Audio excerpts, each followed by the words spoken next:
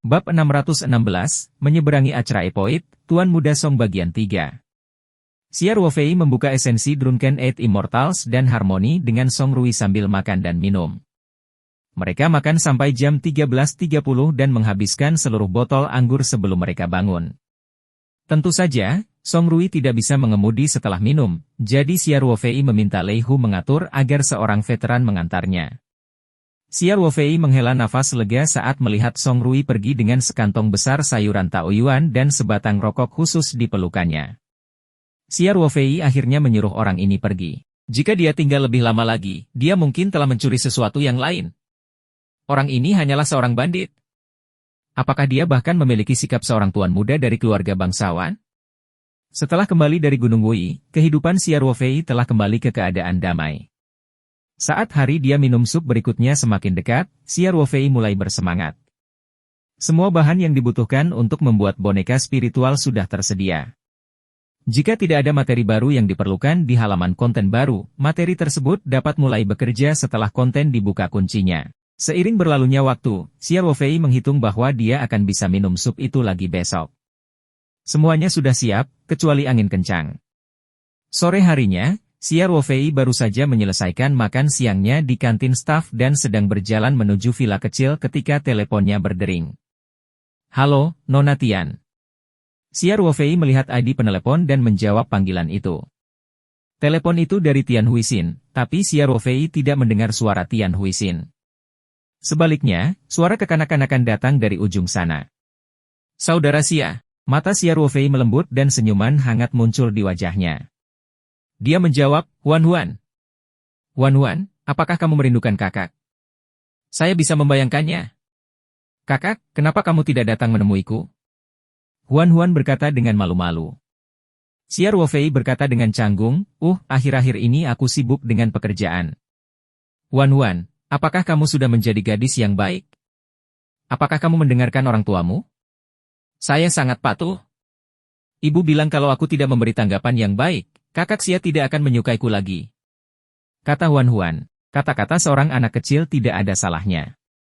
Xia Ruofei juga banyak berkeringat. Dia tidak menyangka Tian Huixin menggunakan metode seperti itu untuk menakut-nakuti Huan Huan. Tentu saja, ini juga menunjukkan bahwa Huan Huan sangat dekat dengannya.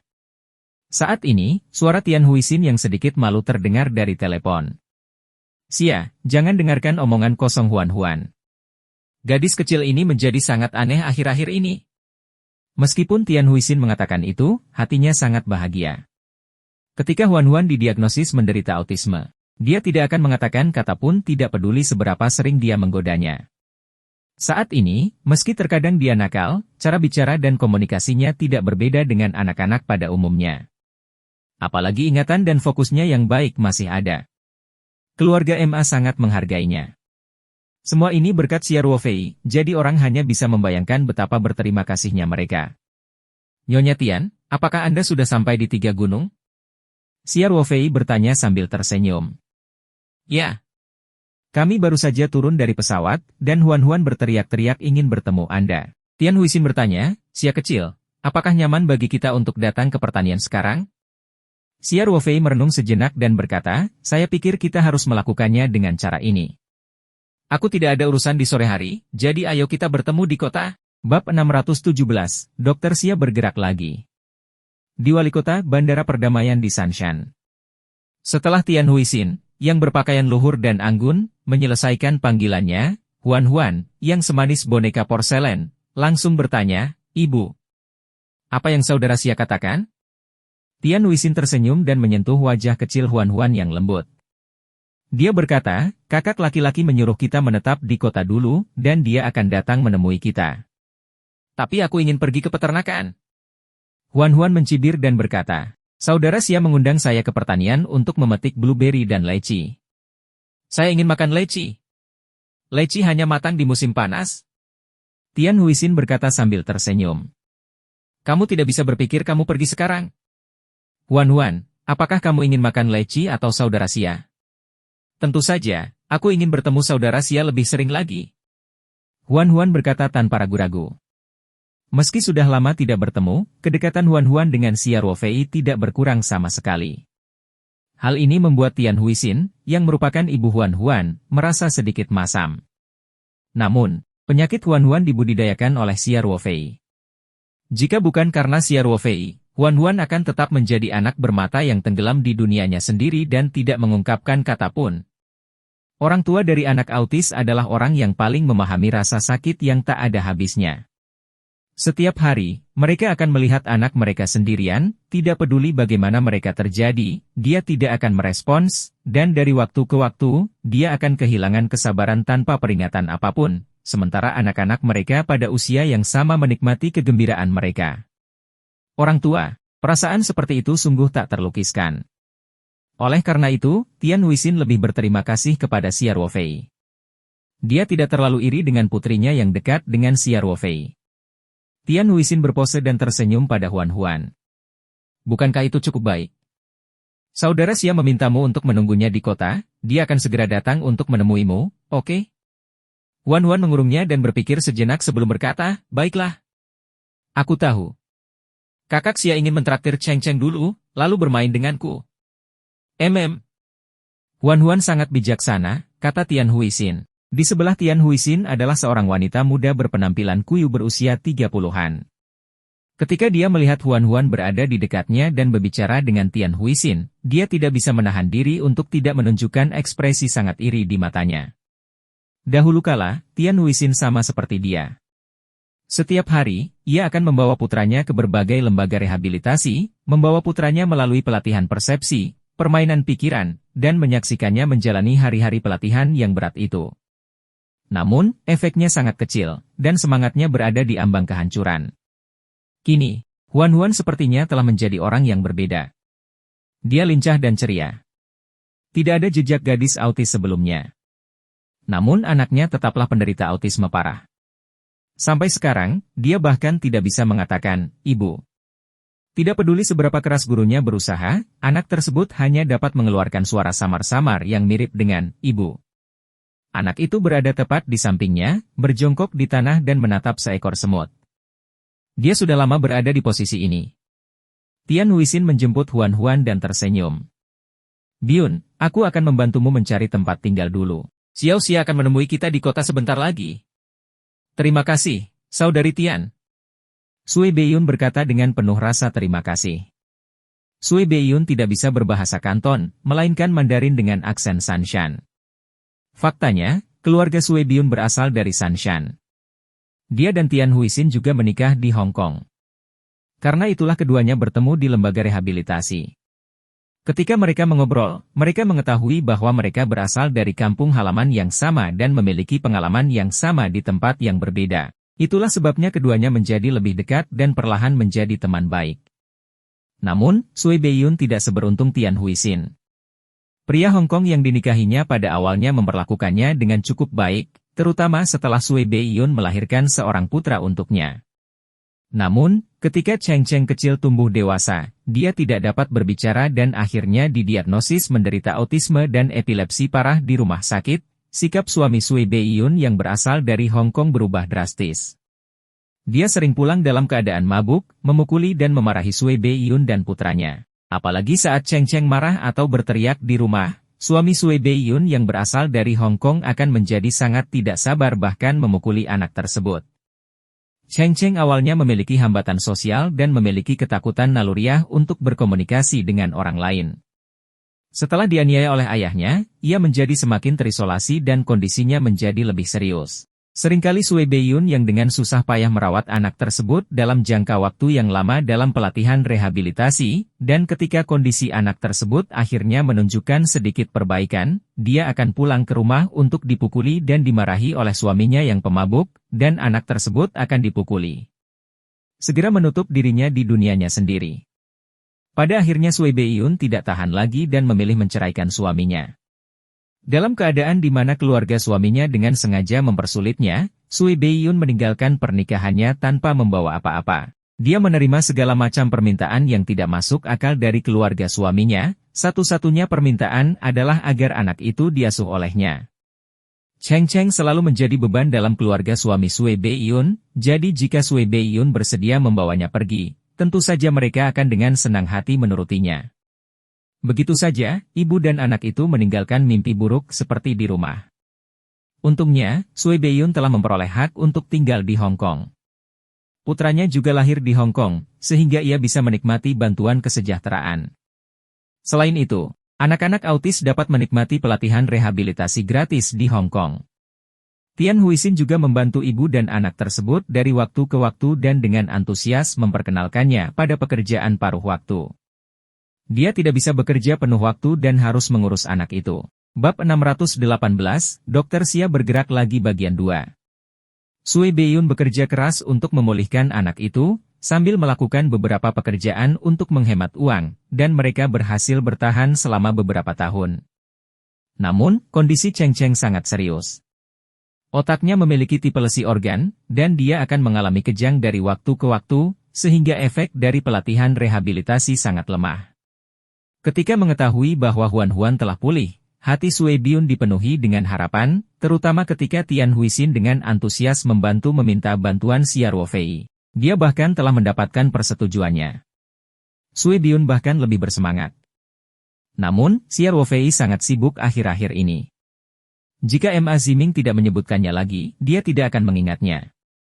Jadi, Sui Beiyun telah menunggu dengan tersiksa selama ini.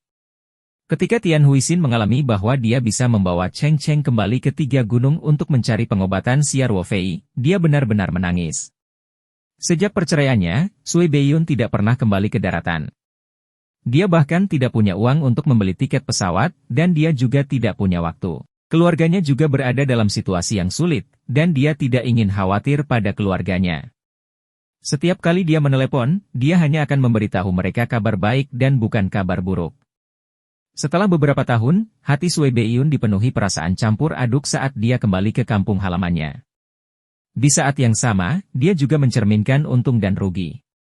Saya takut perjalanan mencari pengobatan ini akan sama dengan pengalaman yang tak terhitung jumlahnya di masa lalu. Ia datang dengan penuh harapan dan pergi dengan kecewa, namun kondisi anak tersebut tidak kunjung membaik. Saat dia melihat Huan yang imut, keyakinan di hatinya sepertinya semakin menguat. Bahkan jika dia tidak bisa dipulihkan sepenuhnya, itu akan baik-baik saja selama dia bisa menjadi sedikit lebih baik. Sui Beiyun berkata dalam hati. Tian Huixin juga dapat melihat bahwa Sui Beiyun sangat gugup, jadi dia tersenyum dan berkata, "Beiyun, jangan khawatir. Keterampilan medis Xiao Xia sangat ajaib, penyakit Cheng Cheng pasti akan sembuh." Mata Sui Beiyun memerah saat dia melihat putranya, yang sedang berjongkok di tanah tanpa berkata apa-apa. Dia mengangguk dan berkata, "Saudari Tian, saya sangat berterima kasih kepada Anda untuk ini. Saya benar-benar tidak tahu bagaimana menunjukkan kepada kalian bahwa Anda membantu saya." Selama bertahun-tahun, Tian Huixin telah banyak membantu Sui Beiyun. Bahkan tiket pesawat pulang ke daratan kali ini disediakan oleh Tian Huixin secara gratis. Hati Sui Beiyun memenuhi rasa terima kasih. Tian Huixin tersenyum dan berkata, "Beiyun, kita bertemu sudah takdir. Kami saudara perempuan yang baik. Tidak perlu terlalu formal. Ayo pergi." Mobilnya ada di sana. Sebuah mobil bisnis Mercedes-Benz yang mewah datang ke kantor Sunshine Group Heng Feng untuk menjemput nyonya muda grup King King kembali ke kampung halamannya. Tentu saja mereka harus melakukan yang terbaik untuk melindunginya. Sopir kantor mengambil kereta bagasi, Sui Beiyun membawa Cheng Cheng, Tian Huixin memegang tangan Huan, dan semua orang masuk ke dalam mobil.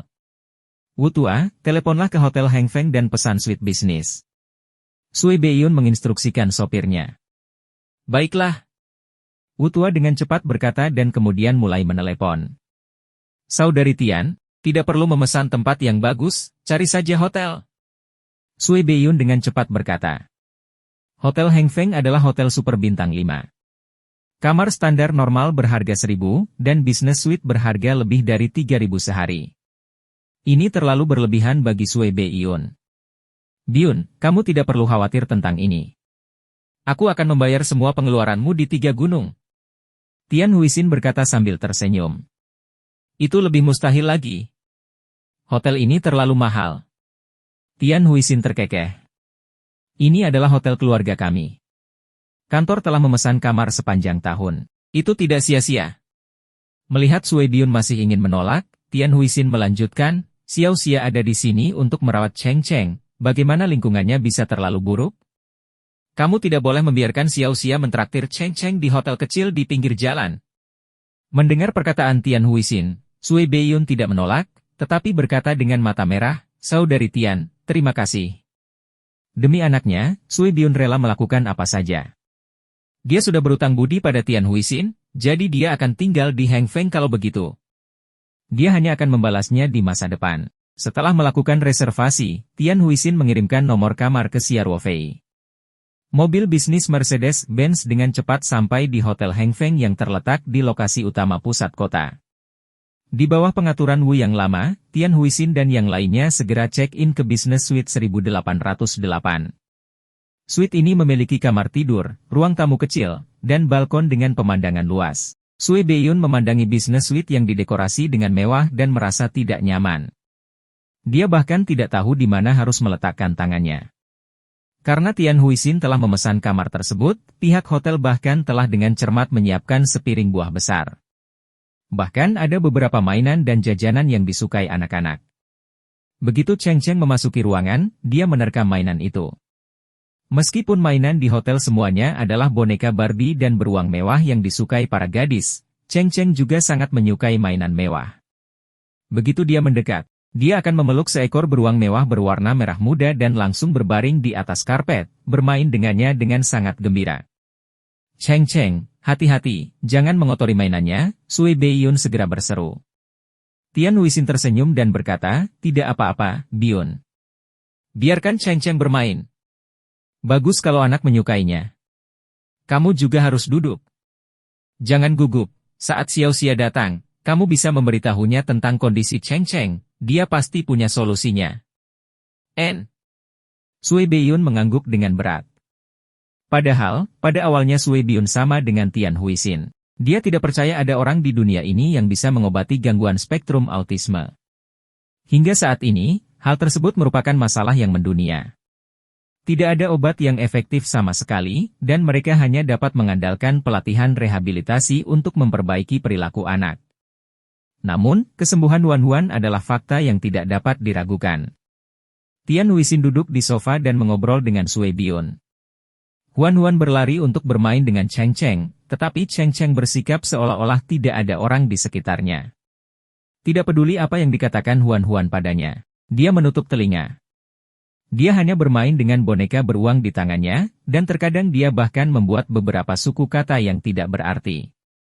Mata Sui Beiyun kadang-kadang menyapu kedua anak yang jelas-jelas berbeda, dan dia tidak bisa menahan nafas dalam hatinya. Setelah sekitar setengah jam, bel pintu berbunyi. Sui Beiyun segera berdiri. Tian Huixin tersenyum dan berkata, seharusnya itu Xiao Xia. Aku akan membukakan pintunya. Tian Huixin segera pergi untuk membuka pintu. Itu adalah Xia Ruofei, mengenakan pakaian kasual. Xia kecil ada di sini, cepat masuk ke dalam rumah. Tian Huixin menyambutnya dengan hangat. Nyonya Tian, apakah teman Anda sudah tenang? Xia Ruofei bertanya sambil tersenyum saat dia masuk. Ibu dan anak itu akan tinggal di sini selama beberapa hari ke depan, kata Tian Huixin. Kemudian, dia tersenyum dan berkata, Xiao Xia, agak canggung bagimu untuk memanggil aku Nyonya Tian. Kenapa kamu tidak memanggilku Bibi seperti Youyo? Selama kamu tidak keberatan aku menyebutmu tua. Xia Ruofei tersenyum. Hai. Saya sudah tua, mengapa saya tidak menyukainya? Tian Huixin berkata sambil tersenyum. Baiklah, kalau begitu aku akan memanggilmu Bibi Huixin, kata Xia Ruofei. Bagus, bagus, bagus, kamu ramah sekali. Saat mereka berbicara, mereka berdua memasuki rumah. Tangan Sui Beiyun tanpa sadar mencengkeram ujung bajunya, ekspresinya agak gugup dan khawatir. Tian Huixin tersenyum dan berkata, Ruofei, izinkan saya memperkenalkan Anda. Ini sahabatku, Sui Beiyun. Aku akan memperkenalkannya padamu. Beiyun, ini dokter yang menyembuhkan Huan-Huan kita, Xia Ruofei. Halo, Dokter Xia. Aku harus merepotkanmu, Sui Beiyun segera memanggil. Xia Ruofei tersenyum dan berkata, Bibi Sui, sama-sama. Aku sudah lama berjanji pada Bibi Huixin bahwa aku akan merawat anakmu. Namun, akhir-akhir ini aku sangat sibuk, jadi aku menundanya sampai sekarang. Saya minta maaf. Meskipun Sue Byun terlihat agak tua, usianya baru 35 atau 36 tahun. Xia Ruofei bisa menelepon kakak perempuannya. Namun, Sue Byun dan Tian Huixin adalah teman baik. Xia Ruofei hanya bisa memanggilnya Bibi Sue. Kalau tidak, itu akan mengacaukan senioritas. Tidak apa-apa, tidak apa-apa. Sue Byun dengan cepat berkata, saya sangat bersyukur Anda bisa datang dan mengobati penyakit Cheng Cheng di jadwal sibuk Anda. Xia Ruofei memandang Cheng Cheng yang sedang bermain dengan mainannya di tanah dan tersenyum. Jadi anakmu dipanggil Cheng Cheng. Dia sangat tampan. Kamu pasti akan menjadi pemuda yang tampan ketika kamu besar nanti. Sue Byun menghela nafas, selama dia bisa tumbuh dengan sehat. Dokter Xia, izinkan saya memperkenalkan Anda pada kondisi Cheng Cheng. Ngomong-ngomong, saya sudah membawa semua catatan medis dari beberapa tahun terakhir. Mohon tunggu sebentar. Xia Ruofei memegang tangannya dan berkata, Bibi Sue, jangan khawatir, aku akan memeriksa kondisi Cheng Cheng dulu. Setelah dia selesai berbicara, Xia Ruofei berjalan ke Cheng Cheng dan berjongkok. Dia dengan hati-hati mengukur anak kecil yang tampan ini. Bab 619, Membantu Dunia. Jika itu adalah anak lain, mereka setidaknya akan melihat ke atas jika seseorang melihat mereka dari jarak sedekat itu. Namun, Cheng Cheng masih bermain dengan boneka beruang di tangannya seolah-olah tidak ada orang di sekitarnya dan mengabaikan Xia Ruofei. Cheng Cheng. Xia Ruofei mencoba memanggil. Dia telah mengamati reaksi Cheng Cheng. Suaranya cukup keras, tapi Cheng Cheng bahkan tidak berkedip, seolah-olah tidak terjadi apa-apa, benar-benar tenggelam dalam dunianya sendiri. Xia Ruofei tidak terkejut. Huan Huan juga pernah seperti ini. Dia mendekat pada dirinya sendiri dan mengulurkan tangan untuk menarik boneka beruang di tangan Cheng Cheng. Cheng Cheng segera memeluk boneka beruang itu erat-erat, namun akhirnya dia mengangkat kepalanya dan menatap Xia Ruofei dengan sikap bermusuhan. Kemudian, dia berbaring di tanah dan menekan boneka beruang itu erat-erat di bawah tubuhnya. Xia Ruofei menghela nafas dalam hatinya. Terakhir kali dia melihat kondisi Huan Huan, jantungnya sangat terguncang. Hari ini, melihat kondisi Cheng Cheng yang semakin parah, Xia Ruofei merasa jantungnya terpukul keras. Anak-anak dari bintang-bintang ini semuanya sangat lucu dan lebih lembut dari anak-anak biasa. Jika seseorang tidak mendalami mereka, dia tidak akan menyadari ada kontak yang salah dengan mereka. Namun, jika diamati dengan cermat, mereka akan menemukan bahwa mata mereka berbeda dari anak-anak pada umumnya. Mereka tidak memiliki ketangkasan seperti itu dan hampir tidak pernah menatap mata orang lain, seolah-olah mereka tidak pernah memiliki fokus. Xia Ruofei bisa membayangkan penderitaan orang tua anak bintang. Terlebih lagi, penderitaan seperti ini tidak bersifat sementara. Setiap hari ketika anak itu tumbuh besar, penderitaan seperti ini terjadi di mana-mana. Seiring bertambahnya usia anak, masa koreksi terbaik akan berlalu, dan keputusasaan yang mendalam akan menjadi semakin berat. Banyak keluarga akan berusaha semaksimal mungkin untuk membantu anak-anak mereka pulih ketika mereka masih kecil. Namun, dalam jangka panjang, karena kurangnya dampak pemulihan atau alasan keuangan, masyarakat akan terus-menerus menyerah. Pada akhirnya, sebagian besar penyandang autisme hanya bisa dibesarkan di rumah, tanpa kemampuan hidup mandiri. Hal ini pula yang menyebabkan sebagian besar anak di pusat rehabilitasi berusia 2 hingga 4 tahun. Karena anak-anak ini tidak memiliki kemampuan dasar untuk bertahan hidup, dan keterampilan sosial mereka pada dasarnya nol, sebagian besar dari mereka tidak dapat bersekolah secara normal. Mereka yang kondisinya sedikit lebih baik mungkin bersekolah di sekolah khusus, sedangkan pasien yang parah hanya bisa tinggal di rumah. Jika dibarengi dengan kecenderungan kekerasan, maka akan menjadi beban yang sangat berat bagi keluarga, baik lahir maupun batin. Dan ketika orang tua dari pasien ini bertambah angsur bertambah tua, atau bahkan meninggal dunia, kondisi yang bisa mereka bayangkan. Xia Ruofei memandang Cheng Cheng dengan berat hati. Pikirannya bukan lagi tentang bagaimana merawat Cheng Cheng, tetapi tentang kelangsungan hidup seluruh kelompok penderita autisme. Ketika seseorang miskin, dia akan berbuat baik pada dirinya sendiri, dan ketika seseorang baik, dia akan membantu dunia. Xia Ruofei memiliki kemampuan untuk menyembuhkan Huan Huan dan Cheng Cheng. Namun ribuan penderita autisme dan keluarganya masih berada dalam kegelapan yang tidak berdaya, putus asa, dan tanpa akhir. Dalam beberapa tahun terakhir, proporsi penderita autisme meningkat dari tahun ke tahun. Penelitian menunjukkan bahwa akan ada 1 dari setiap 150 bayi baru lahir dengan autisme. Ini adalah markas yang sangat besar. Untuk pertama kalinya, Xiar Wofei berpikir untuk melakukan sesuatu untuk sekelompok orang ini. Tentu saja, dia mungkin belum memiliki kemampuan seperti itu, tetapi dia percaya bahwa dengan peningkatan ruang petaroh atau terus membuka isi buklet, dia mungkin dapat menemukan solusi yang lengkap. Dia tidak perlu bergantung pada kelopak bunga roh hati, atau hanya membutuhkan sedikit saja untuk mengobati autisme secara efektif. Jika mereka bisa mengembangkan obat untuk autisme, itu akan menjadi hal yang luar biasa.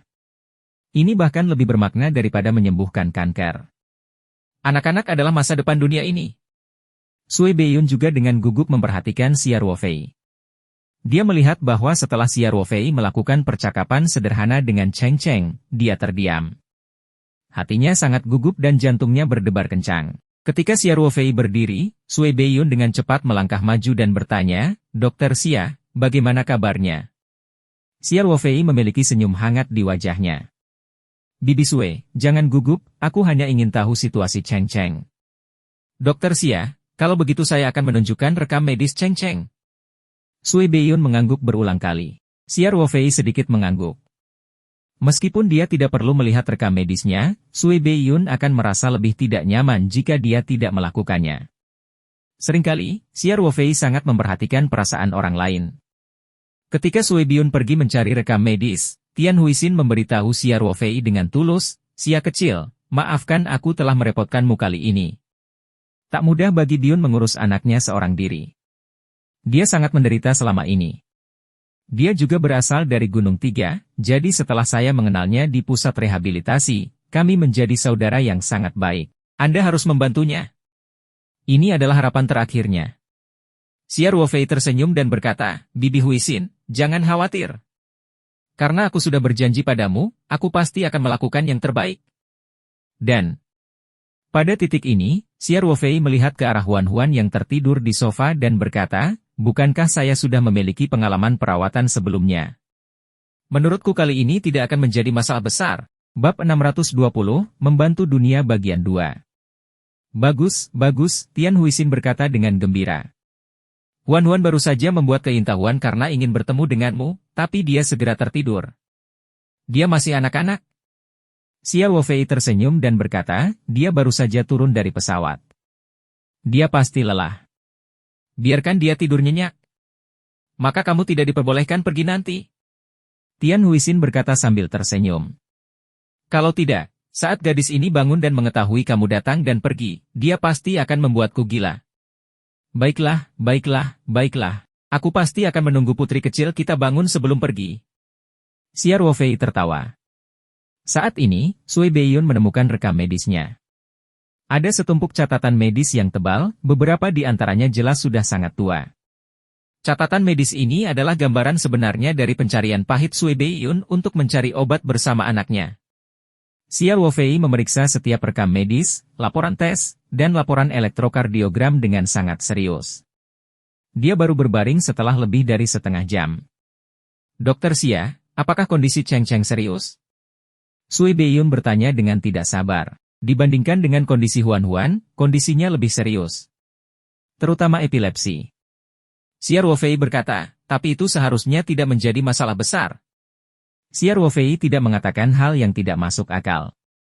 Sejak dia merawat Panatua Song, dia mulai belajar kedokteran. Dia terutama fokus pada pengobatan Tiongkok dan memiliki pemahaman tentang pengobatan Barat. Xiar Wofei bukan lagi orang biasa. Kekuatan spiritualnya jauh lebih kuat daripada orang biasa. Tentu saja, efisiensi belajarnya sangat tinggi. Oleh karena itu, ia masih memiliki landasan teori tertentu. Ketika Sui Beiyun mendengar bagian pertama kalimatnya, jantungnya berdebar-debar. Ketika Xiar Wofei mengatakan bahwa itu bukan masalah besar, dia merasa seolah-olah seluruh energi di tubuhnya telah tersedot. Dia duduk di sofa dan matanya mulai memerah. "Biyun, kamu seharusnya bahagia karena Xia kecil berkata bahwa dia bisa dibudidayakan," Tian Huixin berkata dengan cepat. Sui Beiyun menyeka air matanya dan berkata, "Saudari Tian, saya sangat senang, maafkan saya." Dokter Xiar Wofei tersenyum lembut dan berkata, "Tidak apa-apa." Kemudian, Xia Ruofei menoleh ke Tian Huixin dan bertanya, Bibi Huixin, bisakah kamu menemukan alat untuk membuat ramuan obat? Saya akan meminta pihak hotel untuk segera menyiapkannya. Apa yang kamu perlukan? Tian Huixin segera berkata. Pot tanah liat, kompor arang, dan arang. Xia Ruofei berkata, jika sulit dipasang, panci aluminium biasa dan kompor induksi dapat digunakan bersama-sama. Saya dapat muncul. Saya akan segera menelepon, kata Tian Huixin. Lelucon apa, bagaimana jika efek pengobatan dipengaruhi oleh penggunaan panci adamantine dan kompor induksi untuk merebus obat? Dengan permintaan Nyonya Muda, bahkan jika itu adalah sesuatu yang 100 kali lebih sulit dari ini, pihak hotel pasti akan mempersiapkannya dengan penuh semangat, apalagi mencari pot tanah liat. Baiklah, suruh mereka mengirimkannya secepat mungkin. Xia Ruofei tersenyum dan berkata, saya akan pergi ke apotek untuk menyiapkan obat Tiongkok. Aku akan merebus obat untuk Cheng Cheng hari ini. Sui Biun dengan cepat berdiri dan mengucapkan terima kasih. Mereka berdua mengantar Xia Ruofei ke pintu. Dan kemudian Tian Huixin menelepon hotel untuk menyiapkan peralatan untuk menyeduh obat Tiongkok. Faktanya, Xia Ruofei telah menyimpan sejumlah besar obat-obatan Tiongkok biasa di ruang penyimpanannya. Namun, dia tidak bisa mengeluarkannya begitu saja. Dalam perjalanan ke sini, dia melihat apotek obat Tiongkok di dekatnya, jadi dia meninggalkan hotel dan berjalan untuk membeli beberapa obat Tiongkok yang dia butuhkan sebelum kembali ke hotel. Xia Ruofei masih menyeduh sup herbal yang dapat menenangkan pikiran dan menyehatkan otak. Efek penyembuhan sesungguhnya adalah larutan kelopak bunga hati. Pada saat Xia Ruofei kembali ke hotel, Hotel Heng Feng telah menyiapkan semua yang dia butuhkan dengan efisiensi tertinggi. Oleh karena itu, Xia Ruofei menyuruh Tian Huixin dan Sui Biun menunggu di ruang tamu sementara dia membawa ramuan obat ke kamar tidur, menutup pintu, dan mulai menyeduh obat. Xia Ruofei sudah sangat akrab dengan pembuatan obat. Proses pembuatan sup penempat tubuh dan sup pemberi semangat sangatlah rumit, namun ia dapat dengan mudah menyelesaikannya, apalagi sup obat biasa. Setelah obat Tiongkok diseduh, Xia Ruofei membuka jendela untuk mengeluarkan bau obat yang kuat. Lalu, dia menuangkan setengah mangkuk obatnya. Mengingat Cheng Cheng masih muda dan akan sulit memberinya obat dalam kondisinya saat ini, Xia Ruofei secara khusus menuangkan lebih sedikit. Kemudian, sambil berpikir, sebuah botol porselen muncul di tangan Xia Ruofei. Ini adalah solusi kelopak yang dia buat secara khusus sebelum berangkat. Konsentrasi kelopak bunga hati di dalamnya relatif rendah. Dia tidak punya pilihan selain memasukkan seluruh kelopak. Jika dia memasukkan kelopak utuh, dia memperkirakan Cheng Cheng akan pulih setelah meminum 2 dosis obat. Itu terlalu mengejutkan. Menurut perhitungan Xia Ruofei, dengan konsentrasi larutan kelopak bunga hati ini, Cheng Cheng akan membutuhkan waktu sekitar setengah bulan untuk menunjukkan peningkatan yang nyata. Meminumnya secara terus-menerus selama sebulan akan menghabiskan 1 hingga 2 kelopak bunga hati roh. Pada saat itu, dia pada dasarnya sudah pulih sepenuhnya. Xia Ruofei menuangkan larutan kelopak bunga ke dalam sup obat dan mengaduknya secara merata dengan sumpitnya. Dia kemudian mengembalikan mangkuk ke tempatnya semula dan menggunakan perbedaan waktu untuk mendinginkan sup obat hingga suhu yang dapat dimakan. Kemudian, dia mengeluarkan mangkuk itu dan keluar dari kamar tidur. Dokter Xia, Anda telah bekerja keras. Sui Biun segera maju dan dengan hati-hati mengambil posisi obat. Di matanya, ini bukanlah pengobatan Tiongkok biasa. Inilah harapan kesembuhan anak. Bibi Sui, biarkan Cheng Cheng meminum obatnya. Xia Ruofei berkata sambil tersenyum. Sui Biun mengangguk, lalu dengan hati-hati bertanya, Dokter Xia, bolehkah saya menambahkan gula ke dalamnya? Cheng Cheng sedikit takut memiliki